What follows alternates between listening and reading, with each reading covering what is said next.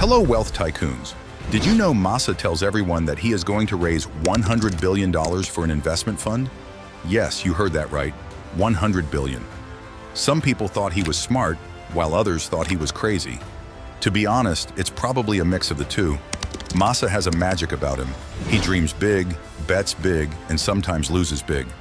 With this attitude, he built an amazing business. But how? What did he do differently? Let's find out. Masa really did have all the money in the world for 3 days. Yes, 3. Then he lost $170 billion almost overnight. That's it, poof, gone.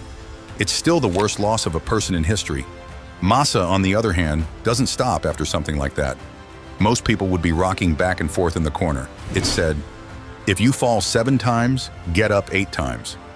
Masa gets back up as soon as he hits the ground. He got $45 billion in support as an example. He did it during a 45-minute talk. Yes, you can do the math. He locked in $1 billion every minute. Not a big deal, right? For Masa, that's just another Tuesday. Some of the best purchases the world has ever seen were made by him as well. People either think he is a tech genius or a high-stakes gambler who's treating the economy like a big casino, depending on who you ask. Some people even say he is doing a lot of harm. He did say he would burn himself down if a business deal didn't go his way. That's the level of passion we are seeing here. Not only does this guy bet on businesses, he also bets on people. He has been known to put billions of dollars into businesses just because they sparkle. Like when he plays poker, but instead of looking at the cards, he reads people's minds. Let us go back in time because Masa's life did not begin with happiness. His grandfather sneaked onto a fishing boat and left Korea for Japan. They didn't have any food or protection, and they didn't know the language. Masa felt like an outsider in Japan as a child because of his Korean background and was picked on. He was hit with rocks by kids, and his family was barely making ends meet. He raised pigs and sold illegal alcohol, among other things, so that the family could eat. It wasn't simple. Masa didn't let all of that get him down. He chose to make things better. He knew what he wanted to do with his life by middle school. He was going to be Japan's richest investor. Den Fujita, the man who brought McDonald's to Japan, was his hero. Masa was so eager to meet Den that he called his office for hours and hours without being able to get through. As the front desk worker ignored him, Masa became more angry. He took a plane to Tokyo and went to Den's office in person. Den agreed to meet with this kid for 15 minutes because he was so determined. Masa asked Den for help with his business, and Den told him to get into computers. He also said Masa should go to the United States. Masa was gone in an instant. He got ready to go to California when he was 16. He quickly learned English better and signed up for high school. The thing is, Masa doesn't like to waste time. So he talked the school into letting him take the test for college early, just a few days into high school. He was not quite ready, but he just barely made it and got into the University of California. After coming to the US for less than a month, he was already in college. Masa knew he needed money while he was learning computer science and economics. He asked his friends if they knew of any job that paid $10,000 a month and only needed 5 minutes of work every day. It was clear that his friends laughed. Masa, who was always looking for ways to solve problems, thought that coming up with new ideas would be the best way to spend his time. In order to come up with thoughts every day, he set a 5-minute timer. Masa had a strange habit. He spent 5 minutes every day coming up with new ideas for things to make. Of course, 5 minutes. His goal? To get those ideas protected by patents and sell them for money. Okay, not every thought was a home run, but some of them? Gold in every way. Masa didn't just come up with ideas by thin air either. There were 3 things that helped him come up with his great ideas. The first thing he did was think about the problems in his own life and try to figure out how to fix them. One time, his pencil kept getting knocked over. What if it was square or some other shape that would keep it in place? Not flashy, but brilliant in how simple it is. Next up for Masa was coming up with ideas by seeing things from the opposite angle. Make something small out of something big. Or maybe make something a different color, like from red to white. He came up with a traffic light with different shapes so people who are colorblind could tell which light was on. This was one of his most important ideas. You should no longer guess or drive through red lights thinking they were green. That's pretty clever, right? Through the end of the year, Masa had written down 250 ideas for new inventions. For only 5 minutes a day, that's a pretty good number, right? One of those ideas stood out. a translator that you could carry around in your pocket. As Masa was sure that this was unique, he asked a physics professor to help him make a sample. Masa didn't have time for school while he was working hard on this idea, though. What did he do? He obviously paid another student to go to class with him. It's fixed now. Masa soon found himself trying to sell the patent for his translation tool to businesses. Also, guess what? He sold it to someone. A business called Sharp gave him $1.7 million. Also, did I say that Masa was only 19 years old? Yes, Masa was a millionaire by the time he was 19. Not bad for someone who only had a notebook full of thoughts to begin with. Masa had other things going on too, though. Masa started bringing video games from Japan to the US as a side job because clearly being a millionaire at age 19 wasn't enough for him. It was the early days of video games, and people in the US loved them so much.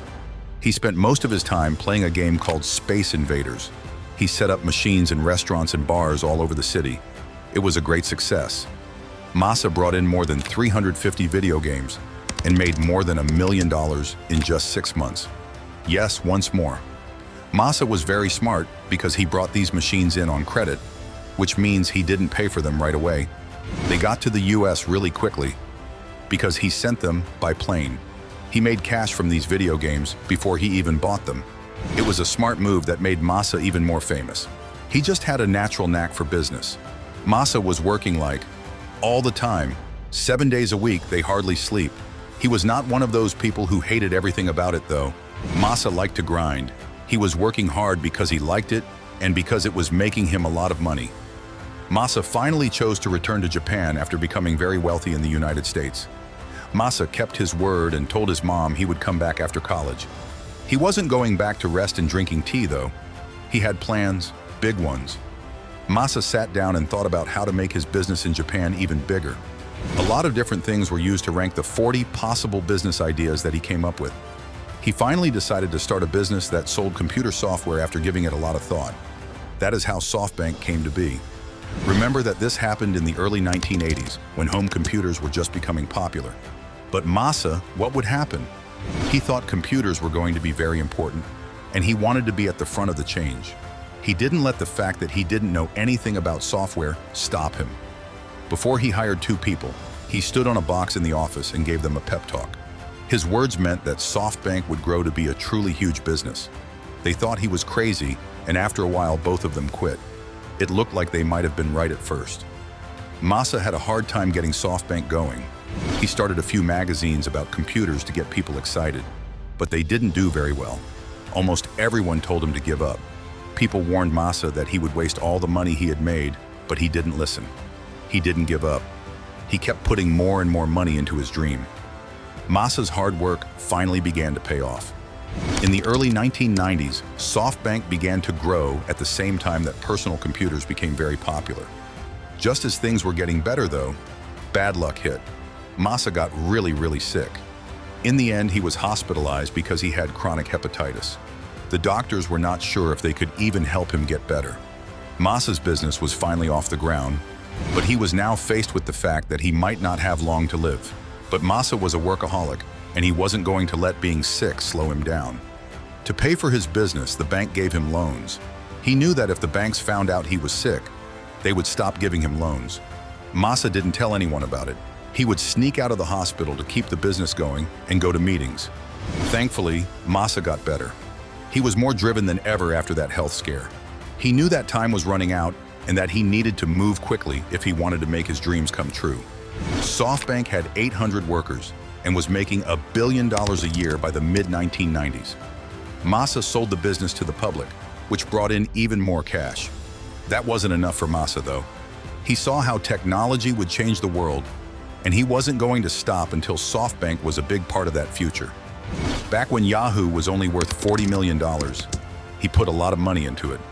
Also, after a few months, Yahoo was worth an amazing $808 million after its IPO. It was a huge win for him and his business, SoftBank. Masa didn't like having cash on hand, though. He would put his money into something new as soon as he made a profit.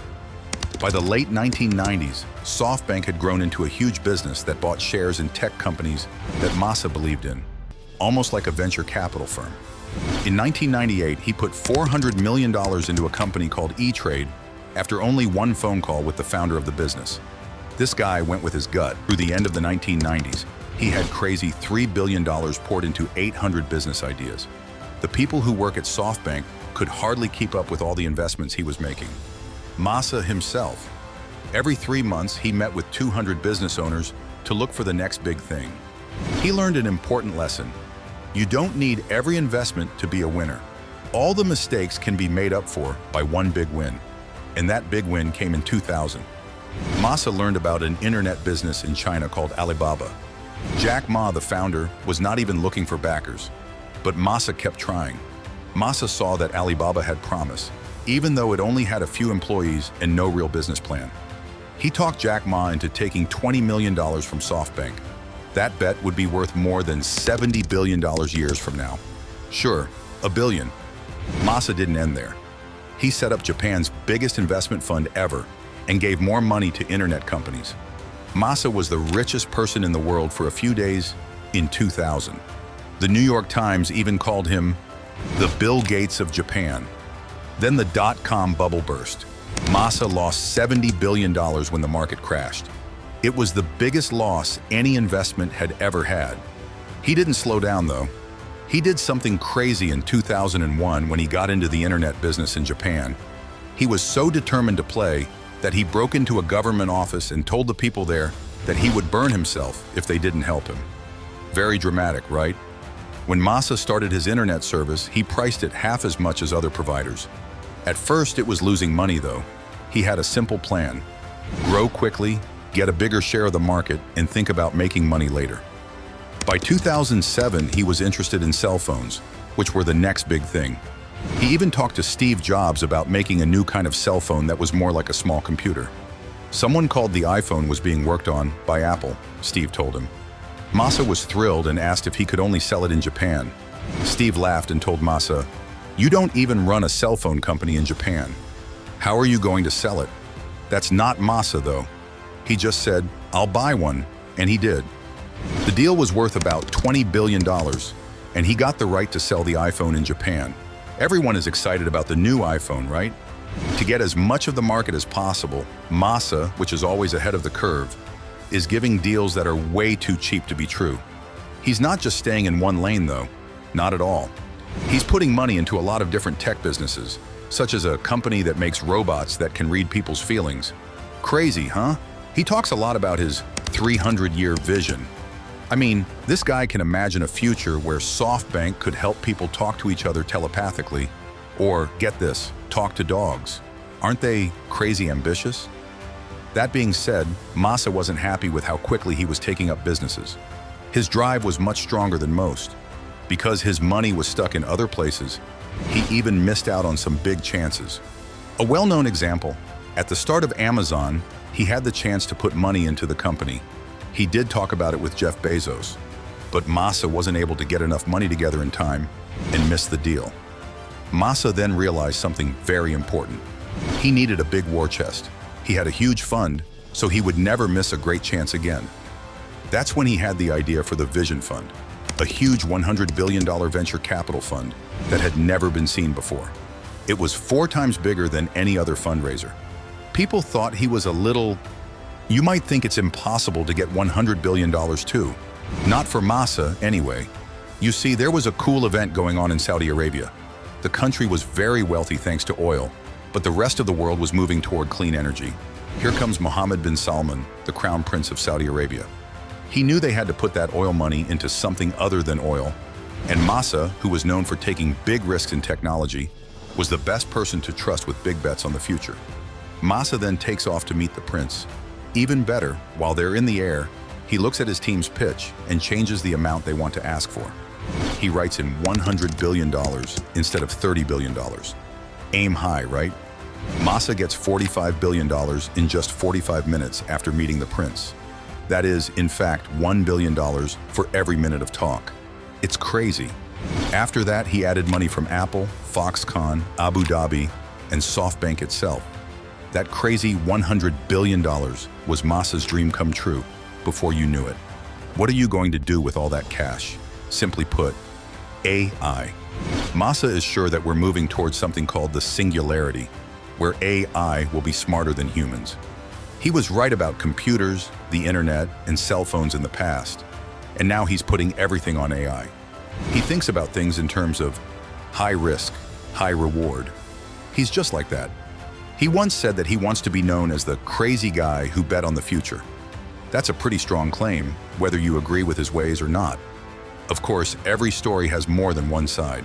Some people believe Masa's huge bets are causing bubbles that make company values go way up beyond what they should be. He put billions of dollars into companies like WeWork, and even an app for walking dogs called WAG, calling them tech companies, even though they weren't real ones. Some people think it's risky to spend billions of dollars based on gut feelings in short meetings. In the case of WeWork, he gave them $4 billion after a half-hour conversation, and without even seeing their pitch deck. Also, the companies he backs can face problems when he makes big investments. People have said that he makes them think 10 times bigger than they planned, which makes them go crazy. But giving a business a lot more money than it needs can cause them to spend carelessly and adopt a dangerous grow at all costs mindset. Imagine going into a room and asking for $100 million. The person there gives you $500 million instead, expecting you to go much further than you planned. You're out of luck if you can't explain why you need that much extra money. Then there is the way he plans to use money against you. He thinks that in markets where one winner takes it all, the startup with the most money can keep going longer and spend more than its rivals until they give up. He gives businesses so much money that anyone who wants to compete just looks at how big his checkbook is and walks away. His investments are so tempting for some businesses that they say he'll play tough if they try to say no. He says he'll throw his money at their competitors instead. Sneaky, right? He does that sometimes. He has put a lot of money into ride-sharing apps like Grab, Didi, and Uber. He loves those sweets so much, he's like a kid in a candy store. He has also been called the NASDAQ Whale because he's been known to throw around billions of dollars in call options, which makes the stock market go crazy. What if you had so much money that the choices you made could cause a huge earthquake? If you want to talk about crazy ideas, he's even putting money into Neom, a city being built from scratch in the future. Picture flying cars, robot butlers, and a man-made moon. What? He also thinks that if you know what works in the US, you can guess what will work in other countries. This is called the time machine theory. When it comes to investing, it's like having a crystal ball. So do you think Masa is a smart man or just a lucky player who is messing with the market? Share your thoughts in the comments section below. If you enjoyed watching the video, do not forget to like, share, and subscribe to the channel.